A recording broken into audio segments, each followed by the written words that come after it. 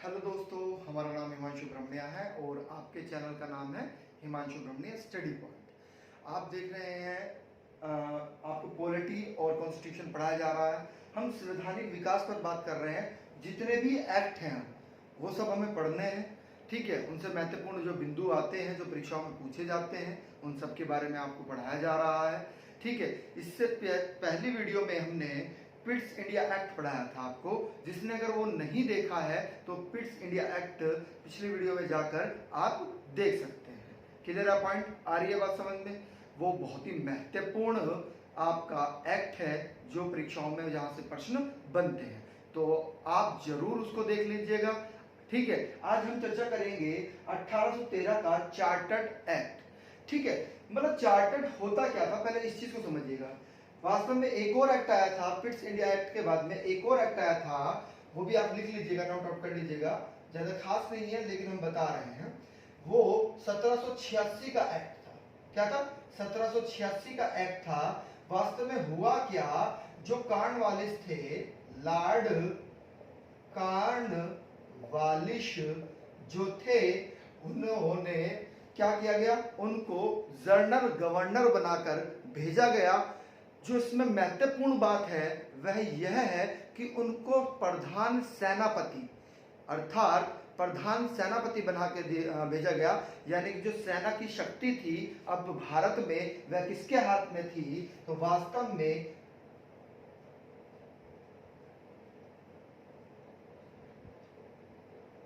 General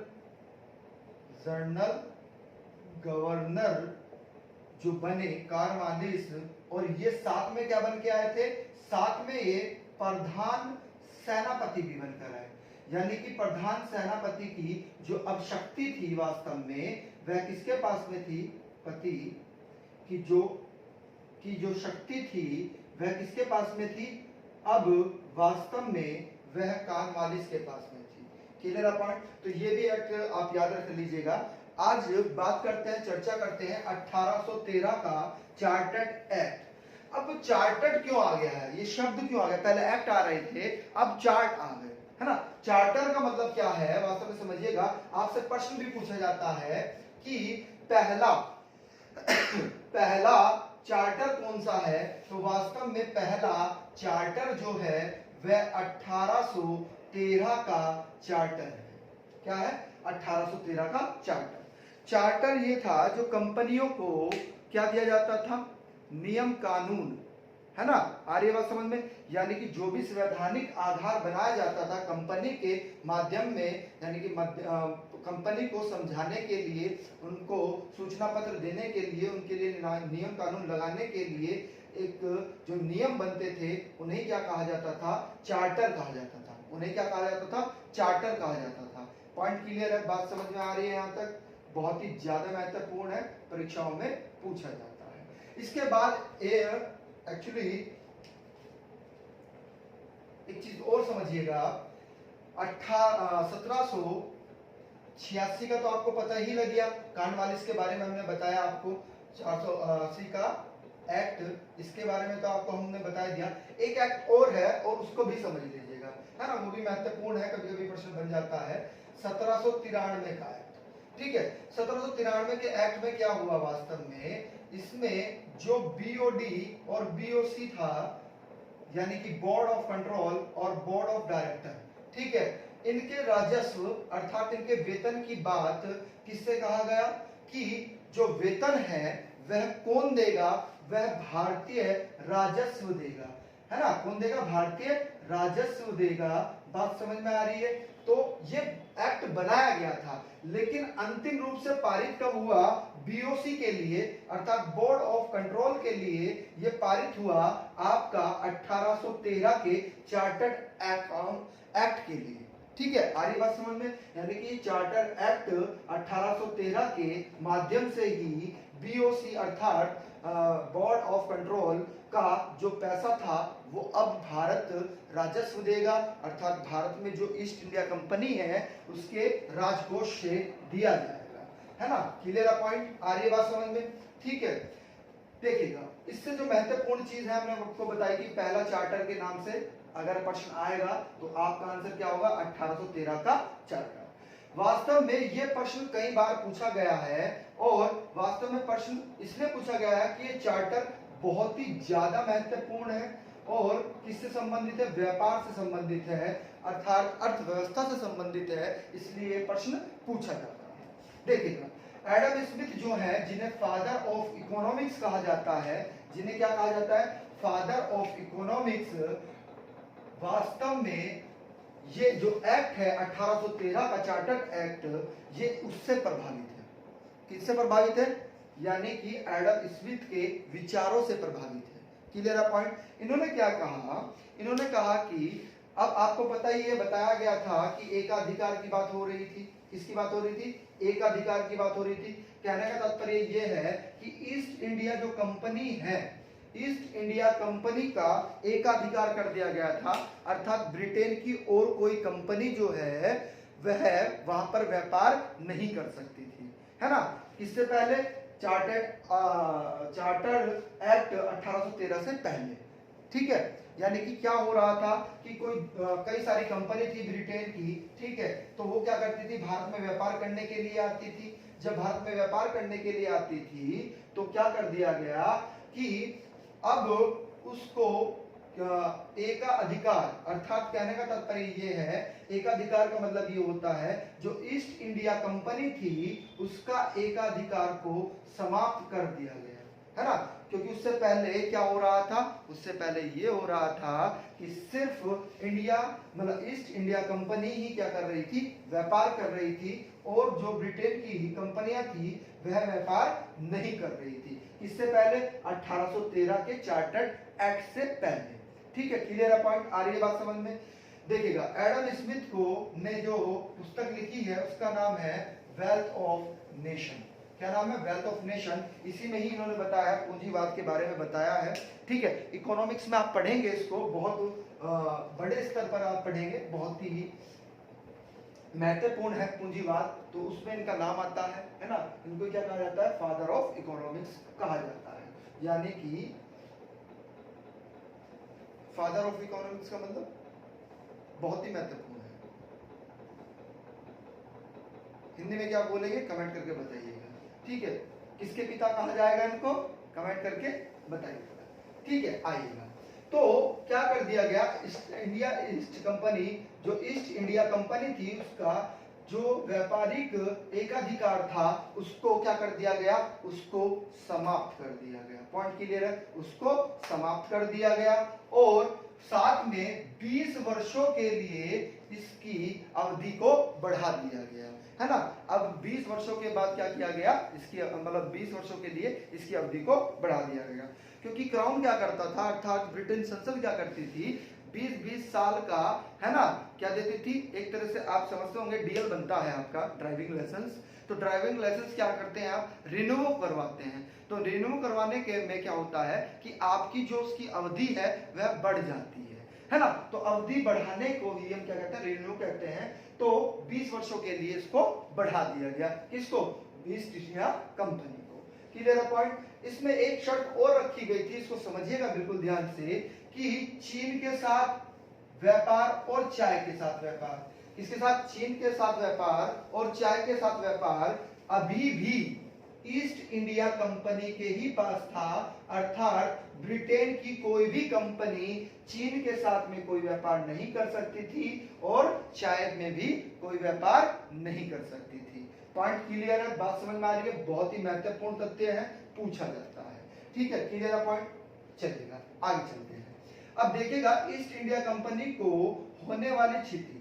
अब देखिएगा, simple सी बात है, जब एक ही व्यक्ति कोई सामान बेच रहा है ना, एक ही व्यक्ति कोई सामान बेच रहा है तो क्या होगा, और कोई उसके पास में है नहीं, तो वो क्या करेगा, 5-10 रुपए बढ़ाकर उस सामान को बेचता है ना, क्योंकि वो अकेला है, इंडिविजुअल है, और कोई सामान वहां पर आपको मिलेगा नहीं आपके यूज का, है ना, और कोई बेचता नहीं है, तो क्या करेगा, वो 10-5 रुपया बढ़ाकर देता है। तो होता क्या है इस संदर्भ में कि ईस्ट इंडिया कंपनी को क्या हुआ, हानि हुई। तो उस हानि को मद्देनजर रखते हुए ब्रिटेन की संसद ने क्या किया, ब्रिटेन की संसद ने प्रति वर्ष 10.5% की अनुदान सहायता देने का प्रावधान किया। किसने? ब्रिटेन क्राउन ने। पॉइंट क्लियर है? ब्रिटेन संसद। ठीक है, बात समझ में आ रही है? यानी कि जो ईस्ट इंडिया कंपनी को एक अधिकार समाप्त होने के बाद में क्षितिज हो रही थी, तो उस क्षितिज की पूर्ति करने के लिए क्या किया गया, ब्रिटेन क्राउन ने 10.5% की सहायता का प्रतिवर्ष अनुदान देने की बात की। ठीक है, आ रही है बात समझ में? अगला फैक्ट समझिएगा, देखिएगा। इसी के तहत क्या हुआ, भारत में शिक्षा का विकास का प्रथम चरण भी यहीं पर देखा जाता है। क्यों? क्योंकि ब्रिटिश संसद ने क्या किया कि 1 लाख रुपया, कितना? 1 लाख रुपया प्रति वर्ष इनको दिया गया। किसके लिए? शिक्षा के लिए, कि भाई आप शिक्षा का प्रसार करिए, है ना, आप शिक्षित करेंगे तो लोग हमारे से ज्यादा जुड़ेंगे, हमारी बातों को मानेंगे। तो कंपनी को यह अधिकार दिया गया था। इसके द्वारा, ब्रिटिश संसद के द्वारा दिया गया था, है ना। इसमें 2 पहलू थे। 2 पहलू कौन कौन से थे उसको समझिएगा। यानी कि जब आप किसी चीज को शिक्षित करेंगे, किसी व्यक्ति को आप शिक्षित कर रहे हैं, तो शिक्षित करने के साथ साथ क्या होगा कि आप अपना धर्म प्रचार भी करते हैं। क्या करते हैं? धर्म प्रचार भी करते हैं। अर्थात धर्म प्रचार अगर आपको करना है तो उसे पहले आपको शिक्षित करना पड़ेगा, तभी धर्म प्रचार वृहद मात्रा में हो सकता है, यानी कि उसका वृहद विस्तार किया जा सकता है। तो वही चीजें हुई कि अब हुआ क्या कि ईसाई मशीनरियों द्वारा क्या किया गया, अपने धर्म का प्रचार चालू हो गया। जितने भी आप स्कूल देखते हैं, कॉन्वेंट स्कूल है, वो सब ईसाई मशीनरी के माध्यम से ही है, आज भी है। ठीक है ना, क्लियर है पॉइंट? कहीं ना कहीं वे प्रभावित होते हैं किससे? ईसाई धर्म से, जो भी कॉन्वेंट स्कूल में पढ़ते हैं। क्लियर है पॉइंट? तो यानी कि शिक्षा का विकास भी इसी चरण में देखा जा रहा है। शिक्षा के लिए पहली बार जो ब्रिटेन क्राउन ने पैसा दिया वह कितना था? वह 1 लाख रुपया प्रति वर्ष था। इसको ध्यान रखिएगा, पूछा जाता है। ठीक है, और साथ में क्या हुआ, ईसाई मिशनरियों को भेजा गया, है ना। ईसाई मिशनरी क्या कर रही थी? यहाँ पर शिक्षा का भी प्रसार कर रही थी और साथ में अपने धर्म का भी प्रसार कर रही थी। पॉइंट क्लियर है? चलेगा, आगे चलते हैं। अब देखिएगा, एक चीज और समझिएगा, बहुत ही महत्वपूर्ण तथ्य है, पूछा जाता है कि भाई कोलकाता की जो सरकार प्रेसिडेंसी थी, सरकार अर्थात प्रेसिडेंसी, ठीक है, और मुंबई की जो प्रेसिडेंसी थी, सरकार थी, और मद्रास की जो सरकार थी, यानी कि हमारे यहाँ पर उस समय 3 प्रेसिडेंसी थी। कितनी? 3, कोलकाता, मुंबई और मद्रास। इनको हम सरकार भी कह सकते हैं, है ना। आ रही है बात समझ में? अब तो हुआ क्या, इन तीनों सरकारों का अर्थात प्रेसिडेंसियों का जो भी निर्णय है, अर्थात ये कोई विधि बना रही है, अर्थात ये कोई कानून बना रही है, तो क्या होगा, उस पर पहले उसको क्या करना पड़ेगा, पहले प्रेसिडेंसियों को ब्रिटिश क्राउन से अनुमोदन लेना अनिवार्य कर दिया गया। यानी कि अगर आप कोई भी कानून या विधि बना रहे हैं तो आपको पहले ब्रिटेन क्राउन अर्थात ब्रिटेन संसद से आपको परमिशन लेनी पड़ेगी, तब जाकर आप उसको अपने क्षेत्रों में लागू कर सकते हैं। पॉइंट क्लियर है? बात समझ में आ रही है? बहुत ही महत्वपूर्ण तथ्य पूछा जाता है। ठीक है, तो ब्रिटिश क्राउन से क्या करना पड़ेगा, अब अनुमोदन लेना पड़ेगा। ठीक है, अनिवार्य है, तभी आप उस कानून को लागू कर सकते हैं। पॉइंट क्लियर है? बात समझ में आ रही है? चलिएगा, आगे चलते हैं। देखिएगा, हमने अभी थोड़ी देर पहले ही आपको बताया था, क्या बताया था थोड़ी देर पहले ही हमने ये बताया आपको कि बीओसी और बीओडी यानी कि बोर्ड ऑफ कंट्रोल, है ना, board of directors, board of controls, board of directors में अब क्या किया गया, जो इनके सदस्य थे या इनके कर्मचारी थे, तो उनको जो वेतन देना था वह भारतीय कोष से दिया जाएगा। किससे? भारतीय कोष से, क्योंकि इन्हें पहले जो धनराशि दी जाती थी, है ना, इनका जो वेतन होता था वह ब्रिटिश कोष से दिया जाता था। किससे? ब्रिटिश संसद या ब्रिटिश कोष से दिया जाता था। लेकिन किसके माध्यम से? चार्टर एक्ट 1813 के माध्यम से क्या प्रावधान कर दिया गया कि जितने भी सदस्य हैं और जितने भी कर्मचारी हैं उनको वेतन किससे दिया जाएगा? भारतीय राजस्व से दिया जाएगा। ब्रिटिश कोष से अब इनको वेतन नहीं दिया जाएगा। पॉइंट क्लियर है, बात समझ में आ रही है, ठीक है, क्लियर है पॉइंट, ठीक है। एक एक्ट और है, वो भी देख लीजिएगा, 1793 का एक्ट है। कौन सा? 1793 का, वो भी यहीं पे हम चर्चा कर लेते हैं उसके बारे में। देखिएगा दो चीज इसमें महत्वपूर्ण है। दो चीज महत्वपूर्ण क्या है कि प्रश्न पूछा जाता है कि 20 वर्षों के लिए, 20 वर्षों के लिए व्यापारिक, शब्दों पर ध्यान दीजिएगा हमारे, एकाधिकार, एकाधिकार किसको? East India company. बात किसकी करी जा रही है? ईस्ट इंडिया कंपनी की बात की जा रही है। तो ईस्ट इंडिया कंपनी को क्या 1993 में जो एक्ट आया, 1993 के एक्ट की बात कर रहे हैं, तो आया, वही क्या कह रहा था? वह ये कह रहा था, तो ईस्ट इंडिया कंपनी जो है उसे 20 वर्षों के लिए व्यापारिक अधिकार बढ़ा दिया गया, ठीक है, बढ़ा दिया। दूसरी बात इसमें जो महत्वपूर्ण है वह यह है, यहां पर प्रश्न जो बनेगा, यह फैक्ट आपका ज्यादा इंपॉर्टेंट है, इसको समझिएगा कि आपसे प्रश्न बनता है कि औपचारिक रूप से, किसे? औपचारिक रूप से विधि के शासन, विधि के शासन की शुरुआत कब होती है ना? विधि के औपचारिक रूप से, शब्दों को, शब्दावलियों को ध्यान रखना है, शब्दावलियों का ही खेल है आपके एग्जाम में, है ना? यूपीएससी में यही होता है, ठीक है। औपचारिक रूप से विधि के शासन की शुरुआत कब की गई? तो वास्तव में 1993 में की गई। कब? 1993 में, है ना? 1993 के एक्ट के माध्यम से ही क्या किया गया? औपचारिक रूप से विधि के शासन की शुरुआत की गई। क्योंकि अभी आपने पढ़ा कि 1813 में क्या हुआ, वास्तव में 1900 लिखा है हमने, यहाँ पर आप 1793 करिएगा, सॉरी, हम अपनी वाणी को वापस लेते हैं, ठीक है, अगेन सॉरी, 1793 का एक्ट है ये। कौन सा एक्ट है? 1793 का। क्योंकि 1793 में क्या कर दिया गया था? व्यापारिक एकाधिकार को बढ़ा दिया गया था 20 वर्षों के लिए, कि सिर्फ ईस्ट इंडिया कंपनी ही क्या कर सकती है? भारत में व्यापार कर सकती है, लंदन की और भी कोई कंपनी यहाँ पर व्यापार नहीं कर सकती है। क्लियर है पॉइंट? और ये किसने भेजा था? ये ब्रिटिश संसद से नियम बनकर आया था, तो वह पूरे भारतीय क्षेत्र में जहां पर भी इनका क्षेत्र था वहां लागू किया गया था। क्लियर है पॉइंट? इसी का ही तो ये फैक्ट है कि ईस्ट इंडिया कंपनी का व्यापारिक अधिकार कब समाप्त किया गया? तो वास्तव में 1813 के चार्टर्ड एक्ट के माध्यम से इसको समाप्त किया गया और 20 वर्षों के लिए बढ़ा दिया गया। यहाँ पर बात समझिएगा, एक अधिकार को समाप्त किया गया, लेकिन क्या कर दिया गया? उसकी व्यवस्था को बढ़ा दिया गया। लेकिन यहाँ पर शब्दावली पर ध्यान दीजिएगा कि एकाधिकार, व्यापारिक एकाधिकार को बढ़ा दिया गया, है ना? दोनों शब्दावलियों में अंतर है, कंफ्यूज नहीं होना है, नहीं होना है, नहीं होना है। एकाधिकार कब बढ़ाया गया? 1793 में बढ़ाया गया 20 वर्षों के लिए। लेकिन खाली व्यापार की बात करें तो वह कब बढ़ाया गया? वह 20 वर्षों के लिए बढ़ाया गया चार्टर्ड एक्ट 1813 के द्वारा। पॉइंट क्लियर है? बात समझ में आ रही है? ठीक है, चलिए आइए।